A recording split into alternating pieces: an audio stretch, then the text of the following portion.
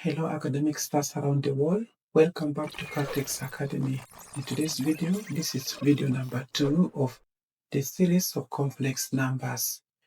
In our previous video, we look at comprehensive introduction to complex number, and the link is in the description of our video here. And today we're looking at plotting complex numbers in Argand diagram. So, an Argand diagram is a complex plane that consists of horizontal axis called real axis and a vertical axis called imaginary axis.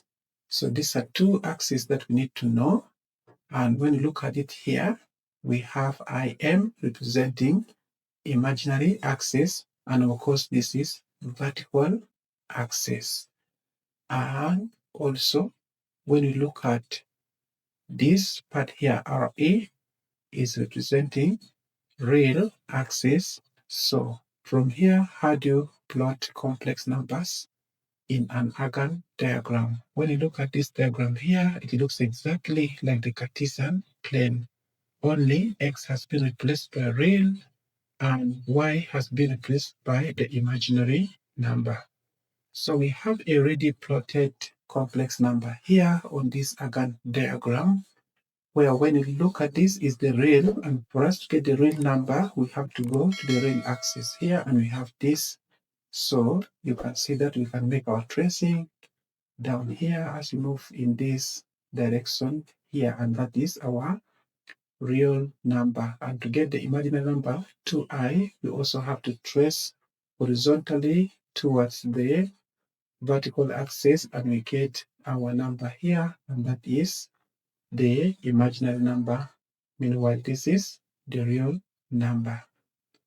So let's move on and take a look at a general conclusion here that says, generally, if you are given a complex number z equals a plus b, it can be plotted as a coordinate with this point AB. I think we're all aware about the coordinate system. So you treat the complex number just like this coordinate here on the Argand diagram, which we already talked about, having real and imaginary axes. So here is our A extracted from this complex number, and B is also extracted from our complex number here, BI. So that is all about what you need to know about complex number representation on an Argand diagram. So now we have to carry this knowledge and apply it in this given example below here. So in this example, it says, plot the complex numbers on an Argand diagram below. So we have an Argand diagram down here, and these are the complex numbers we have to plot. The first one is Z1 is given by 2 plus 3i. So let's answer part A first, and let's get our Argand diagram ready here. So we need to get some pen and start labeling this. So this is imaginary axis.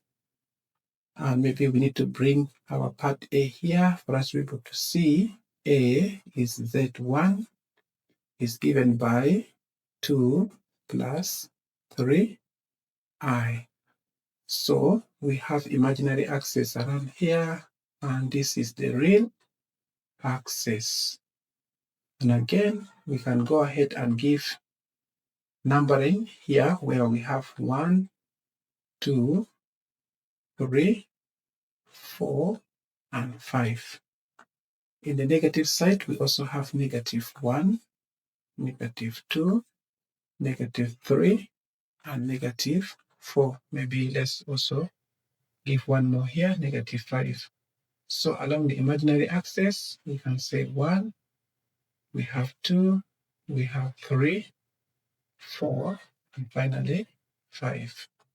So down here, we also have -1, -2, -3. We need more space down here to see the last number here, -4. So with all this, we can move on and start our plotting of these points, which are the complex numbers.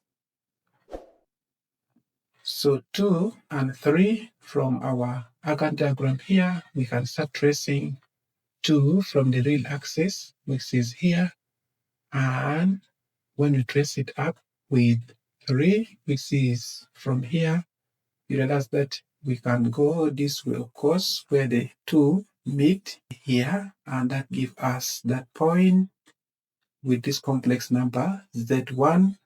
Maybe you are free to represent by Z1, and we know Z1 is this, or you can just simply write also your complex number as 2 plus 3. But of course, not both. Just select one and write 1.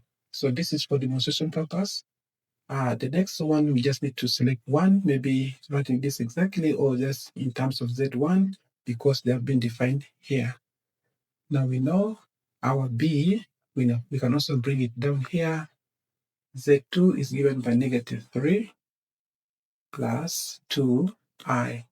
So let's move on and plot these complex numbers.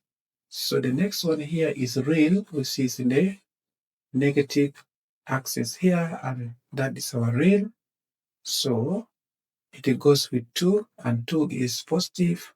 Now, another one way of plotting also is we're starting from the origin here, and we go in the negative direction to where we have our -3, 1, 2, and 3. Then reaching here, we go vertically upward to get +2. So when we move up here, we get 1, we get here 2, and this is exactly where the complex number is situated. Now, this time I am writing the number itself, and we have -3 plus 2i.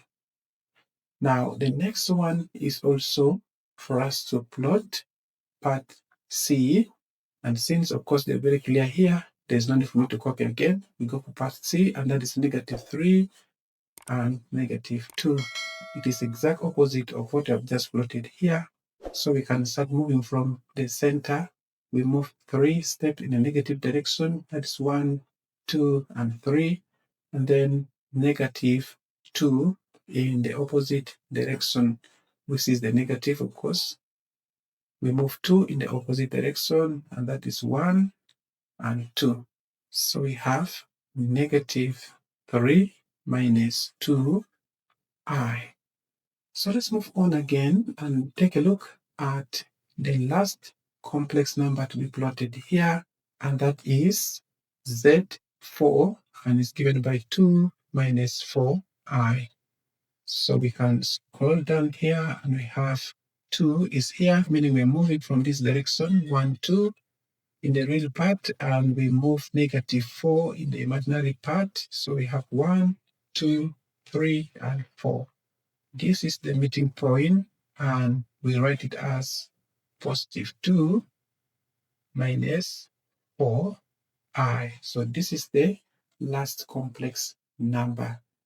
And by now, I'm quite sure you've already gotten the real knowledge on how you can represent a complex number on an Argand diagram. If you have more questions, please feel free and drop them in the comment section. I'll get back to you. Thank you very much for watching up to this time. If you have gotten some value from this video, go ahead and subscribe to the channel, like this video, and share with friends. So in our next video, we shall be looking at operations on complex numbers, and we shall start with addition and subtraction of complex number. See you in that video. Peace out.